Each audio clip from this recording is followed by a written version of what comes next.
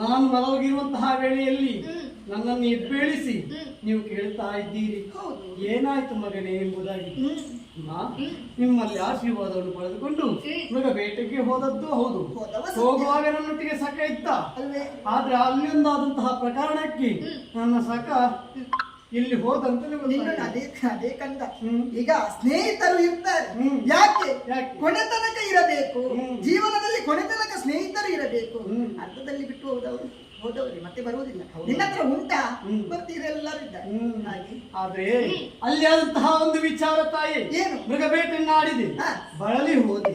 ಓಹೋ, ಹಾಗಾಗಿ ಒಂದು ಮರದ ಅಡಿಯಲ್ಲಿ ಕೂತಿರುವಂತಹ ವೇಳೆಯಲ್ಲಿ ಕುಳಿತುಕೊಂಡೆ ಆಯಾಸ ಪಡೆಯುವುದು.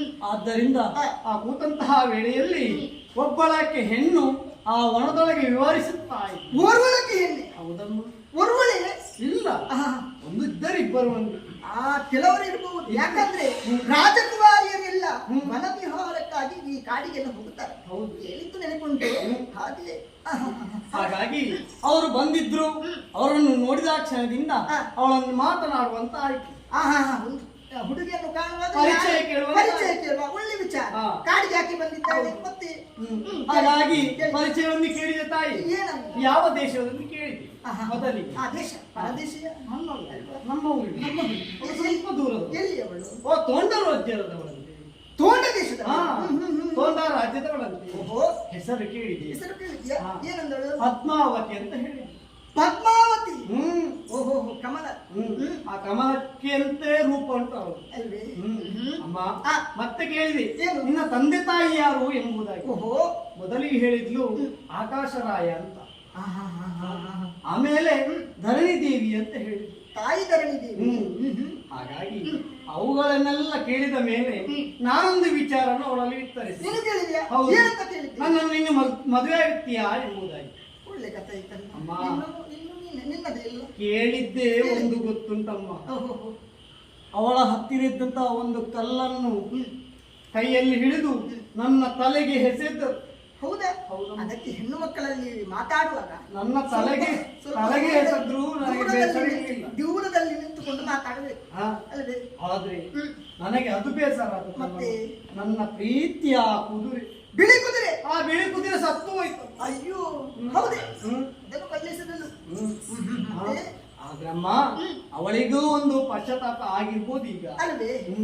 ಆದ್ರೆ ತಾಯಿ, ಅವಳನ್ನು ನೋಡಿದ ಕ್ಷಣದಿಂದ ಅವಳನ್ನೇ ಮದುವೆ ಆಗಬೇಕೆಂಬ ನಾನು ನಿರ್ಧರಿಸಿದ್ದೇನೆ. ನಿರ್ಧಾರ ನೀನು ಮಾಡಿ ಆಯ್ತು. ಒಳ್ಳೆಯ ವಿಚಾರ. ಇದೆಲ್ಲ ಮೊದಲು ಮಕ್ಕಳೇ ಮಾಡುದು. ಅದಕ್ಕೆ ಈಗ ಅಮ್ಮ ಎಲ್ಲ ನಿಮ್ಮ ನಿರ್ಧಾರ. ಅದಕ್ಕೆ ಈಗ ನೀವು ಅವರ ಮನೆಗೆ ಹೋಗಿ ಒಂದು ಹೆಣ್ಣನ್ನು ಕೇಳಿ ಬರ್ತೀಯಾ? ಯಾರು? ನೀನು? ನಾನು ತೋಟದೇಶಕ್ಕೆ ನಡೆಯುವುದಕ್ಕೆ, ನನಗೆ ಕುಳಿತುಕೊಳ್ಳುವುದಕ್ಕೆ ಮತ್ತೆ ಆಗುವುದಿಲ್ಲ. ಈಗ ತೋಟದೇಶಕ್ಕೆ ಹೌದೇ? ಈಗ ನೀನು ಹೇಳಿದ್ದೀಯ ತೋಟದೇಶಕ್ಕೆ ಹೋಗಿ ಅಮ್ಮ ಮದುವೆಯ ಪ್ರಸ್ತಾವವನ್ನು ಮಾತಾಡಿ ಬನ್ನಿ ಅಲ್ಲ. ಇಲ್ಲಿ ಬಾ. ರಾಶಿ ಮಾಡುವುದು. ಆದರೆ ಸಾಯುವ ಮೊದಲು ನಿನ್ನ ಮದುವೆಯನ್ನು ಕಣ್ತುಂಬ ನೋಡಬೇಕು ಎಂಬುದಾಗಿ ಈ ನಿನ್ನ ತಾಯಿ ಆಶೆ ಇಟ್ಟಿದ್ದಾರೆ. ಆದರೆ ಒಂದು ಮಾತು, ಸಣ್ಣ ಕಿವಿ ಮಾತನ್ನು ಹೇಳಲಿ ಕಂದ. ಬಡವರಾದಂತಹ ನಾವು ಬಂಗಾರದ ತಟ್ಟೆಯಲ್ಲಿ ಊಟ ಮಾಡಬೇಕು ಎಂಬುದಾಗಿ ಕನಸನ್ನು ಕಟ್ಟಬಾರದು ತಾನೆ. ಹಾಗಾದ್ರೆ ಬಾಳಿನಲ್ಲಿರುವಂತಹ ಚಂದಿರನನ್ನು ಕೈಯಲ್ಲಿ ಹಿಡಿದುಕೊಳ್ಳಬೇಕು ಎಂಬುದಾಗಿ ಕನಸನ್ನು ಕಟ್ಟಬಾರದು ಅಲ್ಲವೇ. ಅವರು ಅಗರ್ಭ ಶ್ರೀಮಂತರು, ನಾವು ಆಶ್ರಮವಾಸಿಗಳಲ್ಲಿ. ನನ್ನಲ್ಲಿ ಏನುಂಟು, ನಿನ್ನಲ್ಲಿ ಏನುಂಟು, ನಾನು ಹಿಂದೆ ಮಾಡಿದ್ದೆಲ್ಲ ನಿನಗೆ ಖರ್ಚು ವೆಚ್ಚಕ್ಕೆ ಕೊಡುತ್ತೇನೆ ಅಷ್ಟೇ ಅಲ್ಲವೇ. ಮತ್ತೆ ಏನುಂಟು, ನಮ್ಮಲ್ಲಿ ಅವರ ಜೊತೆ ಸಂಬಂಧ ಬೆಳೆಸಲು ಒಂದು ಅಧಿಕಾರ, ಒಂದು ಹಣ ಬೇಕು. ಹಣದ ವ್ಯವಸ್ಥೆ ಉಂಟಾ? ನಮಗೀಗ ಬೇಕಾದದ್ದು ಖರ್ಚಿಗೆ ಹಣ ತಾನೆ. ನಿನ್ನ ಮದುವೆಗೆ ಖರ್ಚು ಬೇಡವೇನು? ನೀವು ಚಿಂತೆ ಮಾಡುವುದು ಎಲ್ಲ ನನ್ನ ತಲೆಯಲ್ಲೇ ಆಗುವುದು. ಏನು ಚಪ್ಪರ ಹಾಕುದಲ್ಲ, ಮತ್ತೆ ಎಲ್ಲ ವ್ಯವಸ್ಥೆ ನನ್ನ ತಲೆಯಲ್ಲೇ ಆಗ್ಬೇಕಲ್ಲ. ಆದ್ರೀಗ ಆ ವ್ಯವಸ್ಥೆ ನಾನು ಮಾಡ್ತೇನೆ. ನೀನು ಮಾಡ್ತೀಯ? ಹೇಗೆ ಹೇಗೆ ಹೇಗೆ? ನನ್ನ ಮಿತ್ರ ಇದ್ದಾನೆ ಕುಬೇರ ಅಂತ. ಆ ಹಣದ ಅಧಿಪತಿ ನಿನ್ನ ಮಿತ್ರ. ಇತ್ತ ಉಂಟು, ತುಂಬಾ ಉಂಟು ಅವನಲ್ಲಿ.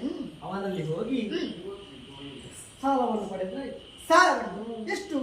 1,000 ಅದು ಸಹ ನಮಗೆ ಸಾಕಾಗಲಿಕ್ಕಿಲ್ಲ ಅಲ್ಲವೇ. ಹಾಗಾದ್ರೆ ಈಗ ನಿನ್ನ ಮದುವೆ ದೇವಾನುದೇವತೆಗಳು ಬರುತ್ತಾರೆ. 16,000 ರಾಮನ ಅನ್ಯಟಕ್ಕೆ ಸಾಲವನ್ನು ಪಡೆಯಬಹುದು ಕಂದ. ಒಬ್ಬರ ಹತ್ರ ಸಾಲ ಪಡೆದ್ರೂ ಕೂಡ ಮರಳಿ ಕೊಡುವಂತಹ ನಮ್ಮ ಧರ್ಮ, ಅದು ನಮ್ಮ ಕರ್ತವ್ಯ ಕೂಡ. ಆದ್ರೆ ಸಾಲ ಕೊಡದಿದ್ದರೆ ಅವ ಮನೆ ಬಾಗಿಲಿಗೆ ಬರ್ತಾನೆ ಅಲ್ಲವೇ. ಇದ್ದದ್ದನ್ನೆಲ್ಲ ಇಷ್ಟೇ ಇರುವುದು, ಇದನ್ನು ತೆಗೆದುಕೊಂಡು ಹೋದ್ರೆ ಮತ್ತೆ ಮತ್ತೆ ಏನ್ ಮಾಡುವ ಅಮ್ಮ. ಹಾಗಾದ್ರೆ ಸಾಲವನ್ನು ಕೊಡುವ ಬಗೆಯ ಪರಿಬೇಕಲ್ವೇ? ತೀರಿಸುವ ಬಗ್ಗೆ ಹೇಗೆ ಅಂತ ಕೇಳ್ತಾ ಇದ್ದೀರಿ ತಾಯಿ. ಮುಂದೊಂದು ದಿವಸದಲ್ಲಿ ನಾನು 7 ಬೆಟ್ಟ ನರುವಂತಹ ತಿರುಮಲ ಬೆಟ್ಟದಲ್ಲಿ ಶ್ರೀನಿವಾಸನಾದಂತಹ ನಾನು ವೆಂಕಟ ರಮನಾಗಿ ನೆಲೆಯಾಗಲಿಕ್ಕಿದ್ದೇನೆ. ಆ ವೇಳೆಯಲ್ಲಿ ಭಕ್ತಾದಿಗಳು ನನ್ನ ಕಾಲಬುಡಕ್ಕೆ ಬರುತ್ತಾರೆ. ಅವರ ಕಷ್ಟಗಳನ್ನು ನಿವಾರಿಸಬೇಕಾಗಿ ಆ ಭಕ್ತಾದಿಗಳು ಮುಡಿಪು ಅಂದರೆ ಹುಂಡಿ ಹಣ, ಆ ಹುಂಡಿ ಹಣವನ್ನು ತಂದು ನನ್ನ ಕಾಲಬುಡಕ್ಕೆ ಸಮರ್ಪಿಸುತ್ತಾರೆ. ತಾಯಿ, ಈ ಮುಡಿಪನ್ನೇ ಸಮುದ್ರರಾಯನ ಮುಖೇನ ಆತನ ಸಾಲವನ್ನೂ ತೀರಿಸುತ್ತೇನೆ.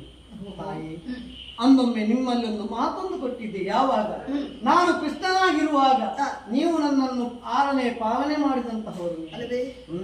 ಆ ವೇಳೆಯಲ್ಲಿ ನೀವೇ ನನ್ನಲ್ಲಿ ಒಂದು ಮಾತೊಂದು ಕೇಳಿದ್ದಿ, ಮಗನೇ ಈ ಜನ್ಮದಲ್ಲಿ ನನ್ನ ಮದುವೆ ನೋಡ್ಲಿಕ್ಕೆ ಆಗಿಲ್ಲ, ಕೃಷ್ಣ ಜನ್ಮದಲ್ಲಾದ್ರೂ ಒಂದು ಮದುವೆ ನೋಡುವಾಗ. ನೀನು ಅದೆಷ್ಟೋ ಮದುವೆಗಳನ್ನಾಗಿದ್ದೀನಿ, ನಿನ್ನ ಮದುವೆಯನ್ನು ಕಣ್ತುಂಬ ನೋಡಬೇಕೆಂಬ ಆಸೆ, ಅದ ನೀನೇ ಹೇಳಿದಂತ ಮಾತು. ಅಮ್ಮ, ಮುಂದಕ್ಕೆ ನಾನು ಶ್ರೀನಿವಾಸನಾಗಲಿದ್ದೇನೆ, ನಿಮ್ಮ ಸಾಕು ಮಗನಾಗಿ ನಾನು ಬರಲಿದ್ದೇನೆ. ಆಮೇಲೆ ನಿಮಗೆ ನಿತ್ಯ ಕಲ್ಯಾಣೋತ್ಸವವನ್ನು ನಾನು ಕಾಣಿಸುತ್ತೇನೆ ಎಂಬುದಾಗಿ ಮಾತನ್ನು ಕೊಟ್ಟಿದ್ದೀಯ ಕಂದ. ನಿನ್ನ ಮಾತನ್ನು ಕೇಳುವಾಗ ಈಗ ಒಂದೊಂದೇ ನನಗೆ ನೆನಪಿಗೆ ಬರುತ್ತಾ ಉಂಟು ಕಂದ. ಕಂದ, ನನ್ನ ಸಾಕು ಮಗ ಶ್ರೀನಿವಾಸ. ಆದ್ರೆ ಇಷ್ಟರವರೆಗೆ ನೀನು ಸಾಕು ಮಗ ಎಂಬುದಾಗಿ ನಾನು ಭಾವಿಸಿಕೊಂಡಿರಲಿಲ್ಲ ಕಂದ. ನೀನು ಒಂದು ಮಾತನ್ನು ಆಡುತ್ತಾ ಇದ್ದಿ, ಅಮ್ಮ ನನ್ನ ಜೀವನದಲ್ಲಿ ನಾನು ಇಬ್ಬರನ್ನು ಯಾವತ್ತೂ ಮರೆಯುವುದಿಲ್ಲ, ನನಗೆ ಇಬ್ಬರು ತಾಯಂದರು ಈ ಜನ್ಮದಲ್ಲಿ ಎಂಬುದಾಗಿ ನೀನೇ ಹೇಳಿದಂತ ಮಾತು. ಯಾರೆಲ್ಲ ಹೇಳು? ಒಂದು ಕಪಿಲೆ ಎಂಬ ದನ, ಮತ್ತೊಂದು ನಾನು. ಯಾಕೆ ಹೇಳು? ನೀನು ಹುತ್ತದಲ್ಲಿ ಇರುವಂತಹ ಸಂದರ್ಭದಲ್ಲಿ ಹಸಿವು ಎಂಬುದಾಗಿ ಬೆನ್ನೆ ಹಾಕುತ್ತಾ ಇರುವಂತಹ ಸಂದರ್ಭದಲ್ಲಿ ಅಲ್ಲಿಗೆ ಬಂದಂತಹ ಕಪಿಲೆ ಎಂಬ ದನ ನಿನ್ನ ಕೂಗನ್ನು ಕೇಳಿ ಅವಳ ಕೆಚ್ಚೆದೆಯ ಹಾಳನ್ನು ನಿನಗೆ ಉಳಿಸಿದವಳು. ಆ ಹೊತ್ತಿಗೆ ಅಲ್ಲಿಗೆ ಬಂದಂತಹ ಅದರ ಮಾಲೀಕ ನೀನು ಹುತ್ತಕ್ಕೆ ನೀನು ಹಾಲನ್ನು ಉಳಿಸುತ್ತಾ ಇದೆಯಾ ಎಂಬುದಾಗಿ ಅದನ್ನು ಬಡಿದು ಸಾಯಿಸಿದ್ದೆ. ಆ ಹೊತ್ತಿಗೆ ನೀನೇ ಶಾಪವನ್ನು ಕೊಟ್ಟಿದ್ದೀಯಾ, ನೀನು ಬ್ರಹ್ಮರಕ್ಕಸನಾಗಿ ಹುಟ್ಟಿ ಬಾ, ಶಾಪವನ್ನು ವಿಮೋಚನೆ ಇಲ್ವಾ ಕೇಳುವಾಗ ಆಕಾಶರಾಯನ ಮಾವ ಬಂಗಾರದ ಕಿರೀಟ ನನಗೆ ಯಾವಾಗ ಇಡುತ್ತಾರೋ ಆಗ ನಿನಗೆ ಶಾಪವನ್ನು ವಿಮೋಚನೆ ಆಗುತ್ತದೆ ಎಂಬುದಾಗಿ ನೀನೇ ಹೇಳಿದಂತ ಮಾತು ಕಂದ. ತಂದೆ ತಾಯಿಗಳಂದಿರೆ ನಮ್ಮ ದೇಹದ 2 ಕಣ್ಣುಗಳಿದ್ದಂತೆ. ಯಾಕೆ ಹೇಳು? ತಾಯಿಯಾದವಳು ಕೈಯಲ್ಲಿ ಹಿಡಿದುಕೊಂಡು ತಿದ್ದಿ ಬುದ್ಧಿಯನ್ನು ಹೇಳಿದರೆ ತಂದೆಯಾದವ ಹೆಗಲ ಮೇಲೆ ಏರಿ ಕೂರಿಸಿಕೊಂಡು ಮಕ್ಕಳೇ ನೋಡಿ ಮಕ್ಕಳೇ ನಿಮ್ಮ ಪ್ರಪಂಚ ಹೀಗಿದೆ ಎಂಬುದಾಗಿ ತೋರಿಸಿಕೊಡುತ್ತಾನೆ. ತಾಯಿಯು ತಂದೆಯು ನಮ್ಮ ದೇಹದ 2 ಕಣ್ಣುಗಳಿದ್ದಂತೆ ಕಂದ. ಈ ನಿನ್ನ ತಾಯಿಯ ಮಹಾದಾಶಿ ಏನು ಗೊತ್ತೇ? ನೀನು ನನಗೆ ರಾಜವೈಭವವನ್ನು ಕೊಡು ಎಂಬುದಾಗಿ ನಾನು ಕೇಳಿಕೊಳ್ಳುವುದಿಲ್ಲ ಕಂದ. ಆದರೆ ಒಂದು ಸಣ್ಣ ನನ್ನ ಮನಸ್ಸಿನ ಮಾತು ಕಂದ. ಶೇಷಾದ್ರಿ ಬೆಟ್ಟದಲ್ಲಿ ನೀನು ತಿರುಪತಿಯ ತಿಮ್ಮಪ್ಪನಾಗಿ ನೆಲೆ ನಿಲ್ಲುವಂತಹ ಸಂದರ್ಭವನ್ನು ನಾನು ನೋಡಲೇಬೇಕು.